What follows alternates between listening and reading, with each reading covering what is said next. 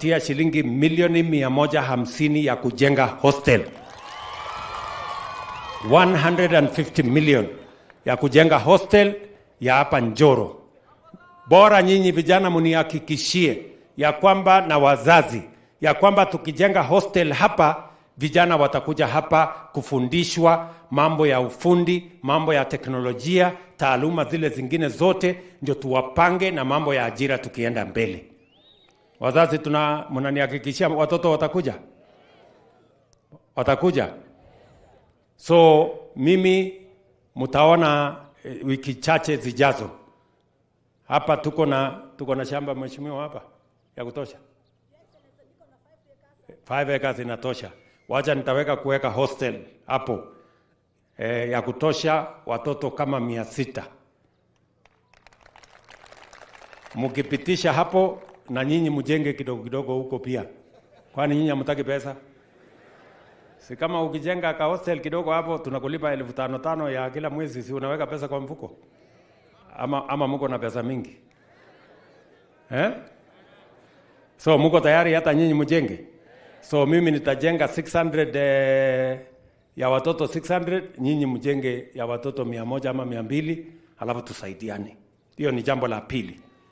Jambo la tatu, huyu Kadhambi ameniambia ya kwamba inahitajika madarasa ya kuongezea. Na hiyo madarasa mimi na yeye tutapanga. Wewe mheshimiwa utakuja kuniona next week, nitakusaidia 5 milioni ya kuja kuanzisha hiyo madarasa. Na ukisonga nitakupanga hapo mbele. Si ndio? Ama mnatakaje? Kwani mnataka hii uhusiano ikatika haraka haraka?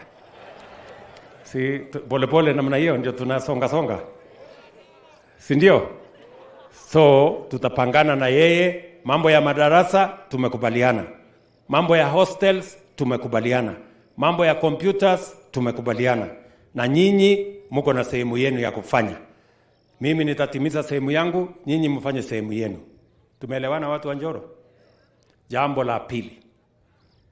Hapa vile nimekuja kwa sababu leo tumefungua soko. Mimi nilisimama nikasema hata huyu mama mboga atafanya kazi mahali kuna heshima, mahali kuna stima, mahali kuna maji.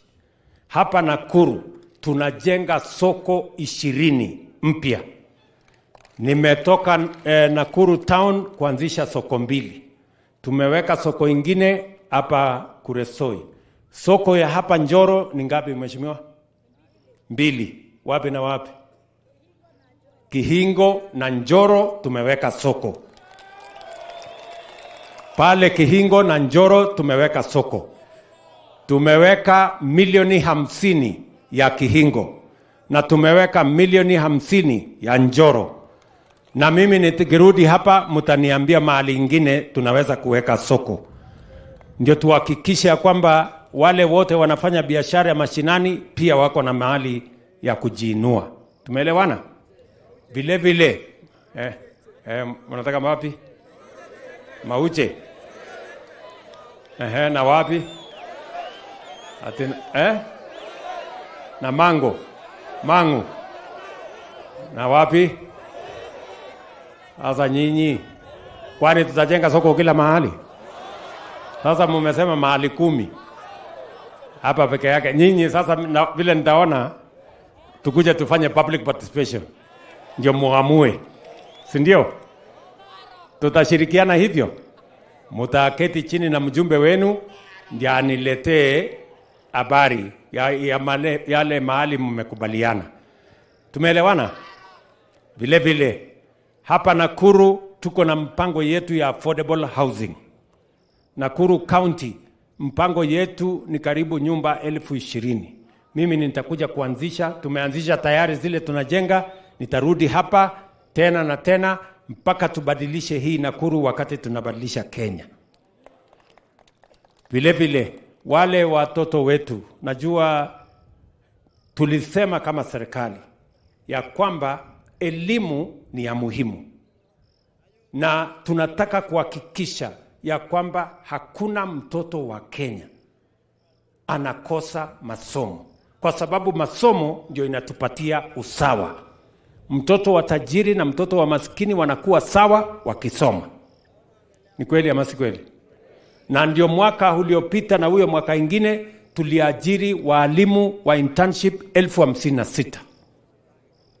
Mimi nataka niwatangazia hao walimu wote ya kwamba hata ingawaje nilikuwa nimeweka pesa yao kwa finance bill ambayo ilipata matatizo na maneno ambayo iliwekewa propaganda, mimi nataka niwahakikishie hawa walimu ya kwamba hata ingawaje finance bill haijapita, pia nimetafuta njia ingine na tutahakikisha kwamba hawa walimu wote wa internship tutawa confirm permanent and pensionable kabla ya Disemba mwaka huu.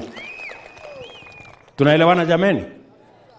Tulikuwa na mpango ya kuajiri walimu wengine 20,000, lakini kwa sababu watu waliangusha hiyo finance bill huko, watangojea kidogo niweze kupanga tena, pengine Januari hapo Februari tutaona vile ya, kwa sababu mimi nataka nihakikishe ya kwamba kila mtoto wa Kenya anapata masomo. Sio haki ya kwamba watoto wa watu wengine wanakosa kwenda shule kwa sababu mashule haina walimu ya kutosha ama hawana uwezo wa kupeleka watoto wao. Kuna mashule wanalipa board ya management, wanalipa walimu wengi, na kwa sababu hiyo wanawalipisha wazazi. Na ndio tulisema hiyo mzigo ya walimu badala ya kulipwa na wazazi kupitia board of management, sisi kama serikali tuchukue jukumu hiyo, tuhakikishe tunawaajiri walimu, ndio kazi ya elimu ya Kenya iwe rahisi kwa wazazi. So tunaendelea namna hiyo. Watu wa Njoro, mimi nataka niwape pongezi. Unajua kulikuwa na watu walikuwa wananipigia makelele, bei ya unga, bei ya unga. Si ndio? Nyinyi ni watu wa maana sana. Kwa sababu nyinyi ndio mmenisaidia tumenyamazisha wale watu walikuwa wanapigia makelele. Kwa sababu wakati nyinyi mlienda shambani, tukasaidiana na mambo ya mbolea, tukapunguza bei yake, Mungu akatusaidia mvua, tukazalisha chakula, bei ya unga ikakuja chini, watu wakanyamaza. Watu wa Njoro, mimi nasema asante jameni. Hiyo bidii yenu kama wakulima ndio mumetusaidia, mumezalisha chakula ya kutosha watu wa Nakuru County na mnatusaidia kulisha Wakenya wengine. Mimi nasema asante sana.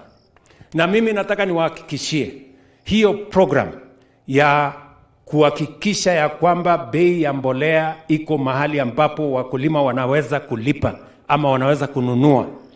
Tumekubaliana mpaka na governor ya kwamba mimi nikileta mbolea nifikishe Nakuru, yeye atembeze ifike mashinani. Kuwe na maduka, kuwe na store, ndio tuhakikisha kwamba hakuna mkulima anasafiri mpaka Nakuru, mambo inapatikana hapa Njoro. Ingine inapatikana karibu na wananchi. Ndio tuzalishe chakula, ndio tuondoe njaa katika taifa letu la Kenya. Nataka niwahakikishie kwa sababu mimi najua Nakuru hasa Njoro ni kaunti ya wakulima. Kweli ama si kweli? Hata mimi naona hii mahindi nyinyi mko mbele sana. Hii mahindi mko chonjo. Mimi nimefurahi, mimi naenda kulala leo kwa sababu najua wale wako nipigia makelele ya unga hawana bahati. Si ndio? Nyinyi mmenipanga vizuri sana. Sawa sawa. Mimi nataka niwaambie mambo matatu kwa mambo ya kilimo. Ya kwanza, hapa Nakuru nyinyi ni wakulima wa kahawa. Tuko na wakulima wa kahawa. Ni kweli ama si kweli? Tumeweka pesa kwa Cherry Fund. Tulikuwa tumeweka 2.7 billion. Kwa hii budget tumeweka bilioni nyingine 2. Tunataka tuinue wakulima wetu wa kahawa. Bei walikuwa wanalipwa mwaka hiyo ingine ilikuwa shilingi 50-60 kwa kilo moja. Sasa tumesukuma mwaka huu imefika shilingi 100 kwa kilo moja hadi 120. We have doubled the income of farmers from coffee kwa sababu ni ya muhimu. Jambo la pili ni mambo ya maziwa. Wengi wenu ni wakulima ama wafugaji wa ng'ombe za maziwa. Ni kweli ama si kweli? Hapo katikati bei ilikuwa inayumba yumba. Mara shilingi 35, mara shilingi 40 na ngapi. Sasa tumekubaliana na KCC. Na mimi nataka wakulima mnisikize vizuri. Tumeambia KCC bei ya maziwa ni shilingi 53 kwa lita moja. Shilingi 50 iende kwa mkulima. Shilingi 50 iende kwa mkulima. Hiyo shilingi 3 iko juu. Hawa watu wengine wote, transporter, sijui cooperative, sijui nani, wagawane hiyo shilingi 3. Kwa sababu maziwa si yao. Si maziwa ni ya mkulima. Mwenye kuamuka usiku ni nani? Si mkulima. Mwenye kukamua, mwenye kutafuta chakula. Sasa hawa watu wengine hawa wanafanya kazi gani ndio wachukue pesa nyingi? Tumekubaliana 53 shillings. Hiyo shilingi 3 hawa watu wengine wote wagawane. 50 bob iende kwa mkulima kwa lita moja. Na hiyo ndio minimum. Kutokea hapo sasa tutapangana tukienda mbele. Tumeelewana? Nyinyi wakulima mmenisikia? Na mtu akijaribu kupatia nyinyi bei nyingine mumwambie. Rais alisema 50. Ama namna gani? Si ndio? Jambo la 3. Tumekubaliana vile vile mambo ya chai. Mimi najua kuna wakulima wa chai katika kaunti hii. Hapo vile vile kwa sababu niliambia watu wa KTDA tumewapatia pesa ya kupunguza gharama ya ile mbolea ya chai. Walikuwa wanacharge shilingi 5,000, sasa tumepunguza imekuja kama ile ya hii mimea ingine 2,500. Na wakulima wengi sasa wamekuza chai. Mwaka huu tumeongeza mapato ya chai kutoka 180 billion mpaka 210 billion ambayo itafikia wakulima wetu. Pia tuhakikishe ya kwamba tunakuza uchumi kutoka kwa mkulima pale chini ndio tuweze kupeleka taifa letu la Kenya mbele. So mimi nataka niwahakikishie hiyo mpango tunapangana pamoja na nyinyi, tunahakikisha kwamba tunasomesha watoto wetu. Pia nilikuwa juzi na mkutano ya viongozi wa Nakuru County. Gavana wenu, wabunge wenu wote walikuja kwa ofisi yangu tukaketi chini. Tumepanga kazi ya Nakuru hii yote. Mambo ya maji, mimi mwenyewe nilikuwa kule Italy. Tumekubaliana na Prime Minister wa Italy ya kwamba hii mpango maji ya Itare lazima ikamilike, ndio watu wa Njoro, watu wa Molo, watu wa mpaka kule Rongai, mpaka Nakuru town wapate maji. Vile vile tumekubaliana mambo ya stima. Hawa waheshimiwa waliniambia ya kwamba kuna watu wengi hapa Nakuru hawajafikiwa na stima kwa manyumba yao. Hiyo story ni kweli? Ni kweli? So tumeweka mpango kamili. Hiyo last mile ilikuwa imefifia kidogo, lakini sasa tumeongea na marafiki. Kama miezi miwili niliweka sahihi kandarasi mpya na Nakuru County tumewapatia bilioni 2 ya kuunganisha stima kwa watu 30,000 wapya kwa Nakuru County. Nyinyi watu wa Njoro tumewapanga hapo ndani. Nyinyi mnanielewa? Na huyu mjumbe wenu anajua hiyo kazi. Contractor tayari yuko hapa ground. Contractor wa kuunganisha mambo ya last mile stima ako hapa Njoro tayari. Yule wa Kuresoi ako Kuresoi, yule wa Bahati ako kule, yule wa Subukia ako kule, yule wa Gilgil namna hiyo mpaka kule Naivasha. Kwa sababu tunataka hiyo mpango ambayo inahakikisha kwamba stima inafika kwa manyumba ya wananchi inaendelea. Tumeshakubaliana na hawa waheshimiwa na wata supervise, na wakuna matatizo ikipatikana watanieleza. Tumeelewana jameni? Wamenieleza kuhusu barabara zenu pia. Hapa tuko na kidogo kizungumkuti hapo kwa barabara. nilikuwa nimepanga pesa karibu 130 billion ya stima ya barabara ya Kenya, lakini ilisambaratika na ile finance bill. Kuna watu wameniletea hasara. Sijui. Niletea hasara mingi sana. Na vile nilikuwa nimepanga hii kitu ilikuwa imekaa chonjo. Wamenipigia makelele huko sijui nini. Sawa tu. Wacha nitapanga tena. Si namna hiyo? Tuelewana jameni? Tapanga tena. Tena na tena So mimi nataka tupangane hivyo. Mwisho kabisa, kwa sababu mimi nimefurahi kufika hapa, nataka niwaulize watu wa Njoro.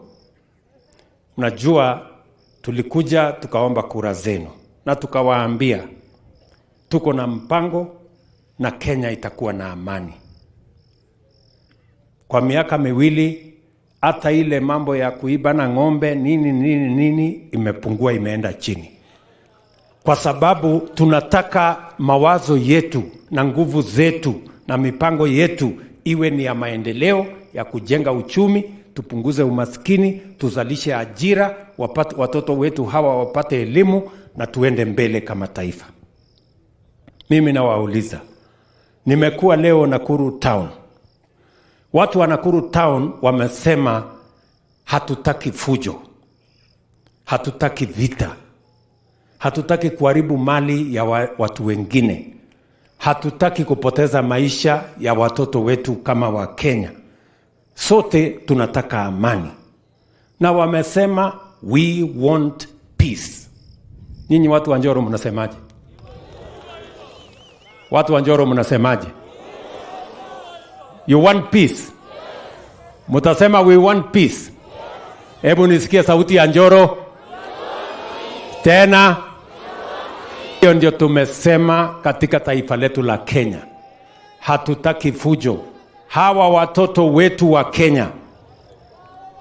Hatutaki mtu. And we must say this unequivocally, that whoever it is that is sponsoring chaos and anarchy in Kenya, whatever foundation you are, whatever society you belong to, the young people of Kenya are not available for anarchy and chaos. The young people of Kenya want jobs. They want opportunities. We are arranging for them opportunities in the digital platform, in the housing program, in export of labor, in manufacturing and value addition. Those are the opportunities the young people of Kenya are looking for. They are not looking for anarchy or chaos. Those who are sponsoring chaos in Kenya, those who are sponsoring young people to cause chaos in Kenya, shame on you. Because we want a peaceful nation. Kenya is a democracy. There is no room for anarchy. There is no room for chaos. Because we are a democratic nation. We vote, we elect leaders. And we vote democratically to elect leaders. We don't change, and we cannot run our country using chaos or revolutions or anarchy. We are a democratic nation, and we are proud of our democracy. Those who are sponsoring anarchy, those who want us to undermine the rule of law, we are telling them Kenya is a country built on the solid foundation of the rule of law, a democratic nation that carries out regular elections to elect leaders, leaders who have a mandate from the people, regular, so that we can have an organized society. There is no society that can be built on chaos, on confusion, on anarchy, or lack of peace. And that is why we are saying we will stand together. And as president, I will make sure that those who want to undermine the rule of law in Kenya, those who want to cause chaos in our country, sponsoring anarchy in our country, they will face the full force of law. Ama mnasemaje watu wa Nakuru? Mnataka watu watuletee fujo, waharibu mali ya wananchi? Mnasema tunataka amani? Mambo ya uchochezi na mambo ya vita tuwache. Hebu nione watu wa Nakuru wala wanasema tunataka amani. Hapo ndio tuko. Kwa hivyo, ndugu zangu, watu wa Nakuru, hapa niko na viongozi wengi. Niko hapa na deputy wangu Rigathi Gachagua.